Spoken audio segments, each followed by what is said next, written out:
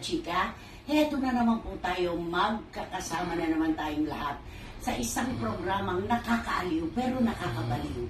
Siyempre, maraming salamat po sa inyong mga komplimento na kami po ang pampalimot nyo pansamantala sa inyong mga problema at kalungkutan. Ganda naman po yung ganyan. Sa simula pa lamang, ang halakhakan ay talagang nandyan na. Siyempre, pa saan pa po ba? Kundi sa inyong programa, ating programa. At ito po ang Showbiz Now! Kung nakakaaliw ka, kaaliw ka talaga. Ha? Alam mo naman mali, ba't mo ba'y tinutuga? Diba? Ulitin mo nga ngayon ng ganyan, Okay, umpisa na po tayo mga kachika. Siyempre pa po, hindi pa rin namamahinga, hindi pa natutulog. Buhay na buhay pa rin po ang isyong pinagpipistahan ng ating mga kababayan. Ang hiwalayang Bea Alonzo at Dominic Roque. Ayan. Naku, alam niyo po, kung nung una pong sigwada ng paglabas nitong issue na ito, nakalalamang po si Bea Alonzo, ang daming kumakampi sa kanya. Hindi ko napansin. Oo po, Nay. Nung unang labas ito, na wala pa silang mahayag, ang dami talaga makikita mo lahat. 3/4 kay Bea. Ganon. 1/4 lang si Dominic. Oo, pero ngayon. Pero nang maglabas po sila ng opisyal na pahayag na ayon kay Bea ay mutual. Ito, pinag-usapan nilang dalawa. At iba po ang tanggap ng ating mga kababayan, lalo na ng mga press people, sa nilaman po ng kanilang official statement. Eto ngayon. Ikaw ano punto mo dun sa sinabi niya sinabi niya na, unfortunately, may mga nauna pa raw na naglantad ng kwento kesa sa kanilang dalawa ni Dominic nang walang pahintulot. Ano masasabi Ano mo yung sa akin nung pagbasa ko to, sabi ko parang mali ito. Bakit naman siyempre artista kayo? Siyempre, public figure kayo. Siyempre kung ano yung nalalaman ng mga artista, lalo na ang bilis-bilis ng mga comment doon, di ba? Di siyempre, dapat huwag niyong sisihin yung tao. Tama. Ikaw, anong punto mo? Ay, ganun din, Nanay. Dudugtungan ko na lang yun. Dapat walang maninisi kasi kung ayaw nilang mamasukan at pangunahan, dapat sila mismo ang nauna. Totoo yan. At alam niyo po, mga kachika, mga kapatid, naglalantad, nagtatawid ng balita. Lalo pa, public figures kayo, natural hindi kayo makapagtatago sa ilalim ng carpet. Paborito ko yan. Magtatago sa ilalim ng carpet. Kung nung una pa lamang ay nagsalita na kayo, dapat hindi nagkaroon ng mga tiwa-tiwayway na mga komento, laban o kampis sa inyo. Bakit nyo ngayon sisisihin ang mga press people, ang mga vloggers, ang mga bashers? Kanino ba nagsimula yung kwento ng hiwalayan nyo? Sige. Sa inyo! Di ba? Bea, Dominic na ganon. Kayo ang nagbigay ng mga palatandaan na talagang wasak na ang relasyon nyo at hindi natuloy ang kasal. Correct. Diba? Alam nyo, kung nauna kayo naghayag, wala sanang lumabas na kung ano-anong kwento tungkol kay Dominic, tungkol sa kanya, kay Bea. Pero ayun na, naglabas na lahat, saka kayo maglalabas ng ganyan. Di ba? Punto mo. Kasi siyempre kailangan talaga, bago sila nagsalita, di ba pinag-uusapan din nila, pero huwag sila manisi ng tao na kisyo na unahan kung ano na at wala raw consent. Wala daw consent. Bakit magpapaalam pa yung mga nagsasalita sa inyo? Hindi naman pwede magpaalam nyo kasi public figure nga kayo, artista nga At kayo. saka eto hindi kami naghihintay ng inyong pasasalamat at pagtanaw ng utang na loob.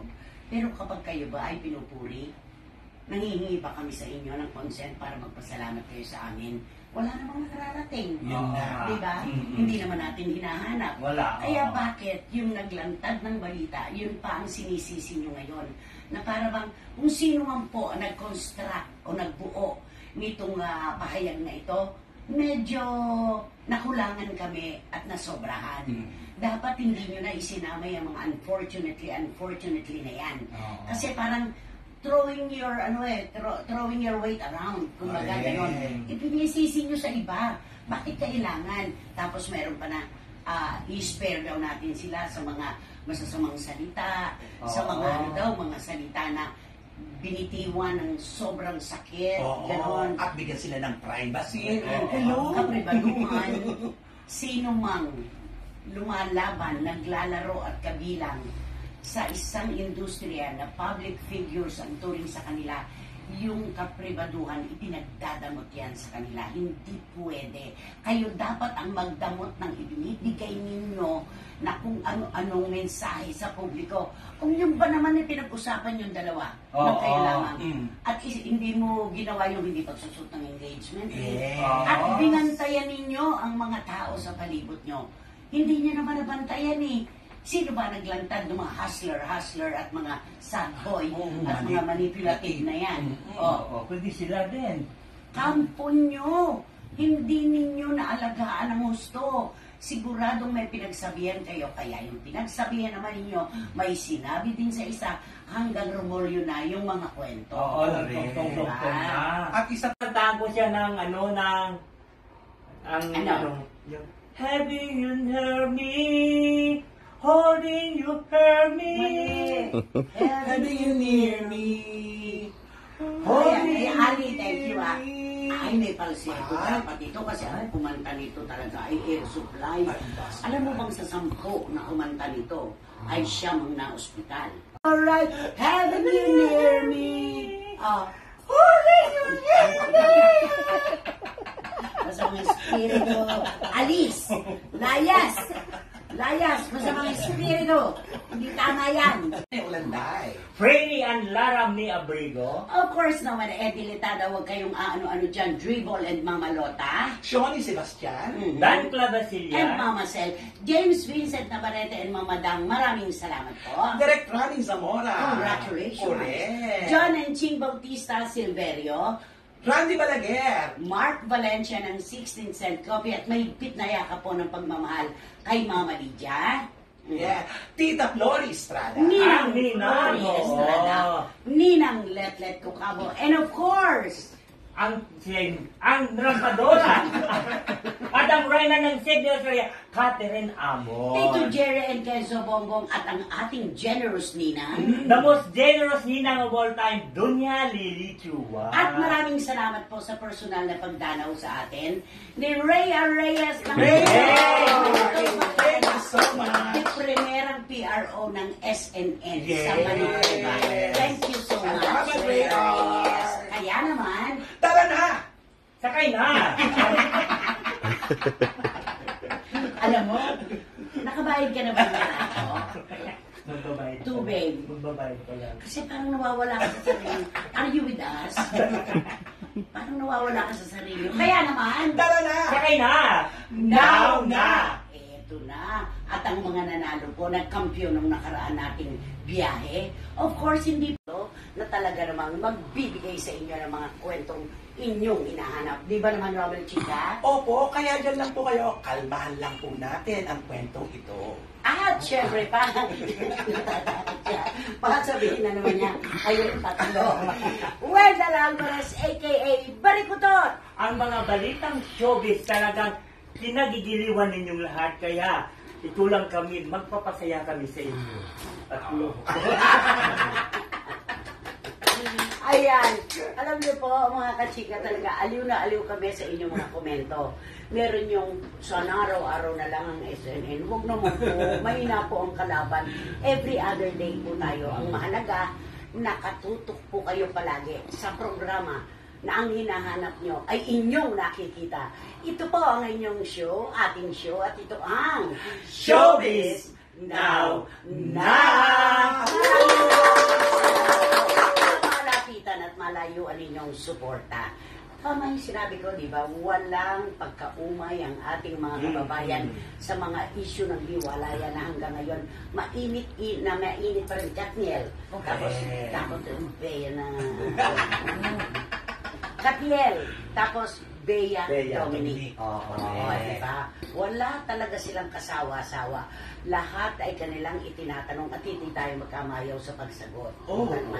So sige po, eto na, ang dami na po talagang nadadamay sa issue ng hiwalayan ni na Bea Alonzo at Dominic Roque. Yung mga nakaraan po nilang karelasyon, hanggang ngayon nadadamay, nahahadukay ang kwento. Unang-una, meron pala kang Jay Cuenca, hindi ko Oo, naman nga. yun. Actually, Parang- okay, hindi na hype, ano? Oo. Kasi ang... Wala kasing ginawa Oo. pelikula eh. Hindi, at saka yung pumutok lang kasi doon yung love team nila John Lloyd at saka Bea. Eh, wala naman silang naging Wala, relasyon. oo. Sa pagkahaba-habang panahon na sila talaga ay nagtambal. Tapos tinutukan ng publiko talaga. Ang taas ng kita ng mga Oo. pelikula nila. Yes. Pero wala talaga silang relasyon. Magkaibigan lang sila. Tama. So, ang pumutok lang talaga na mas matindi yung sa namayapang si Miko Calangca, na hindi na po namin sasalatin ngayon dahil tahimik na po siya sa kabilang mundo. Hindi na po natin idadamay.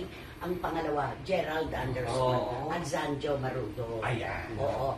Yung kay Gerald Anderson, kaawa-awa ang batang ito nung sila ay maghiwalay ni Bea dahil yung bintang sa kanya, ghosting. Correct. Di ba? At kung ano-ano pa, kasabay ng ghosting, may pa-sideline pa na kung ano-ano si Gerald na dito Oo. siya. Actually, pareho sila ni Dominic eh, no? kaya Kaya lang oo. hindi masyadong na-hype, ano? Correct. Pero may kwento rin tungkol doon. True. Di ba? Ang sabi po noon ni Bea Alonso, sila pa raw ni Gerald, hindi raw niya alam na meron na palang ipinasok sa relasyon na Julia Barreto. Oo. Ayun na. Kaya doon pumasok yung salitang ghosting. Ghosting, oo.